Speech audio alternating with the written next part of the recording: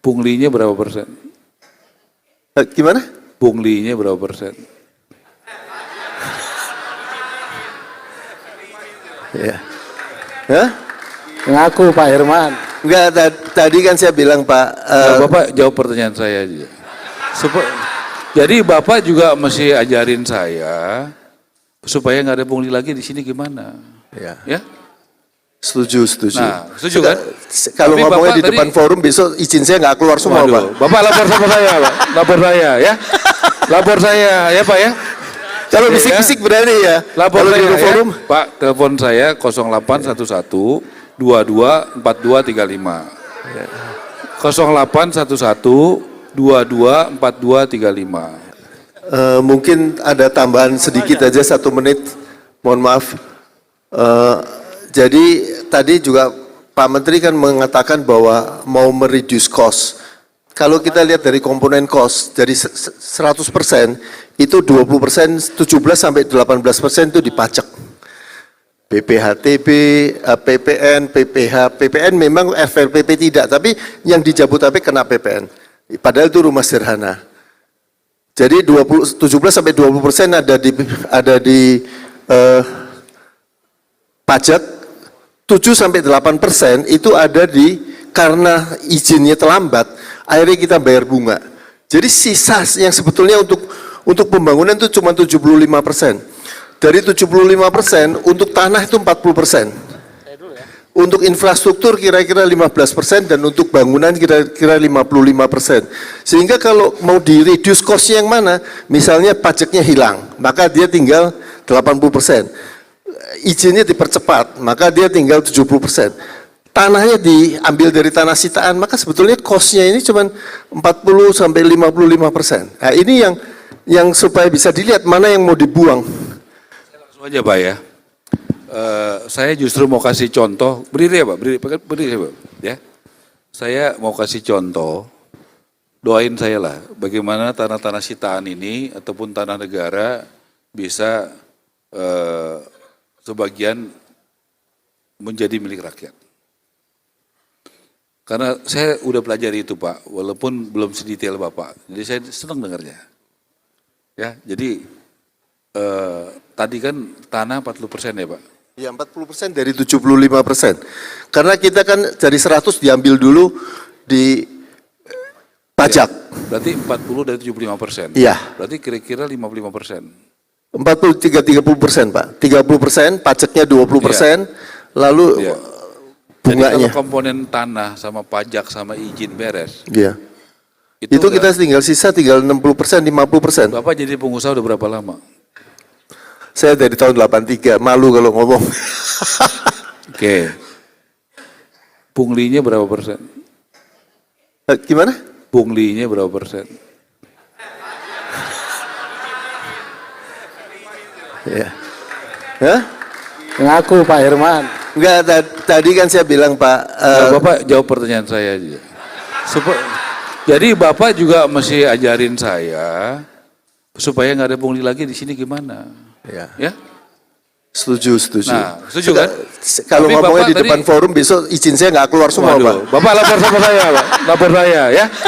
Lapor saya ya Pak ya. Kalau bisik-bisik berani ya. Lapor kalau saya di forum. ya. Pak, telepon saya 0811 22 4235. 0811 22 4235. Ya? Iya Pak. Jadi Bapak juga belum jujur karena Bapak nggak berani ngomong itu ya.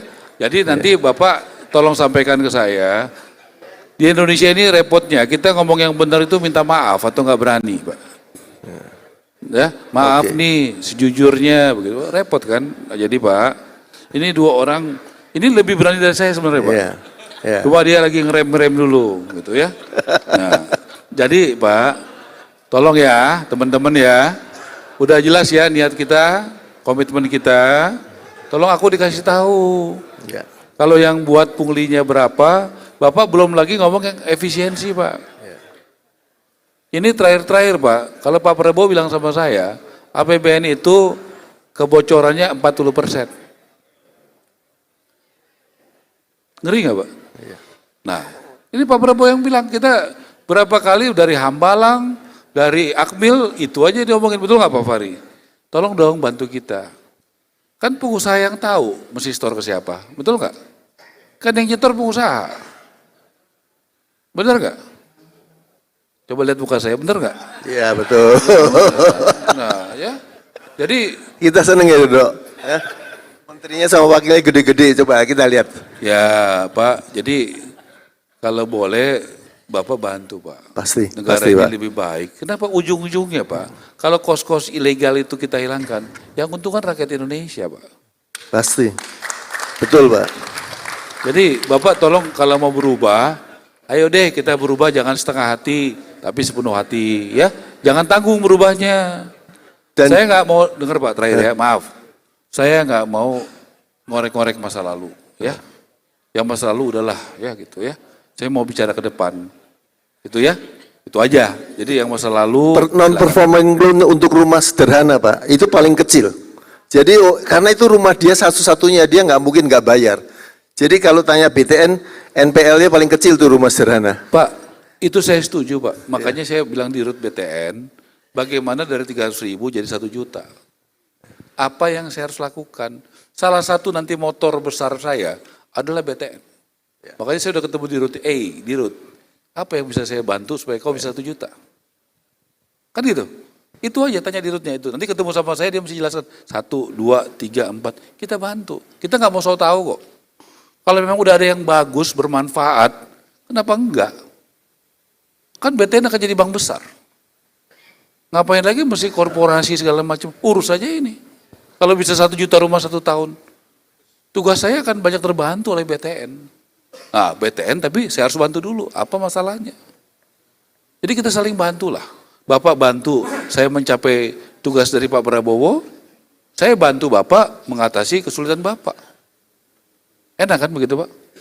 Sama kayak Bapak ngomong tadi, saya boleh nggak Pak, kita buat sejarah di Indonesia, harga rumah buat rakyat turun. Boleh nggak Pak?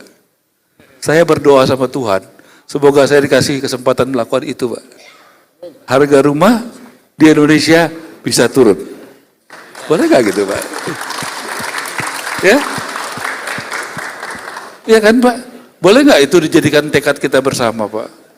Ya? Nah tapi syaratnya Bapak juga masih berani ngomong yang benar. Pak Ara ini yang nggak benar, yang ini begini. Kalau nggak, nanti Bapak komplotan di belakang saya kan susah. Iya kan? Oke, salaman dulu deh. Udah tuh salaman dulu ya. Benar ya? Ya, udah ya. Biar terbuka kok ini.